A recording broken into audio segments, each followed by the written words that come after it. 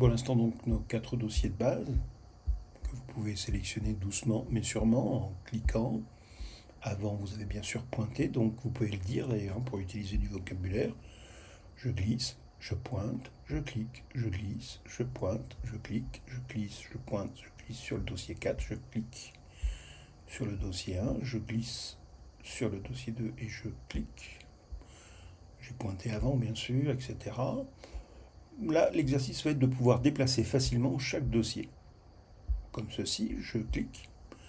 J'utilise 3 doigts, si vous ne savez pas comment utiliser, comment régler avec 3 doigts pour déplacer, retourner sur les vidéos précédentes. Et vous cliquez, glissez, cliquez, glissez. Voilà l'exercice. 1, je décompose en pointant. 2, je clique avec 3 doigts et je peux déplacer directement. Je clique avec 3 doigts, je peux déplacer directement. Je pointe, je clique avec 3 doigts et je glisse. Voilà, par exemple, le deuxième exercice possible. Vous remarquerez que là, j'ai fait ceci. Ce n'est pas le même exercice. Là, c'est une sélection. Mais ce n'est pas fait pour glisser. Là, j'ai simplement sélectionné. Je suis obligé, dans ce cas-là, d'arrêter tout, de lâcher, je dirais, le trackpad, de sortir du trackpad, de remonter du trackpad, de cliquer, glisser. Ça peut être d'ailleurs très intéressant si vous voulez sélectionner 2 dossiers. Nous allons maintenant le faire. Je me mets ici, je clique, je glisse avec 3 doigts. J'ai donc sélectionné 2 dossiers. Là, je prends un des 2 dossiers, je clique, je glisse. Et j'ai donc la possibilité de déplacer maintenant 2 dossiers. Démonstration numéro 2, je place ici, je clique avec 3 doigts, je glisse, je lâche, je clique avec 3 doigts et je déplace. Ça peut donc donner ceci comme exercice. Ou par exemple ceci. Ou par exemple ceci. Là, c'est sélectionné. Je clique ailleurs, c'est désélectionné. Je clique, je glisse avec 3 doigts. Je sélectionne les 3. Je clique, je glisse ailleurs. Je glisse, je clique ailleurs et je désélectionne. Je me prends par exemple 3 dans le sens que je veux.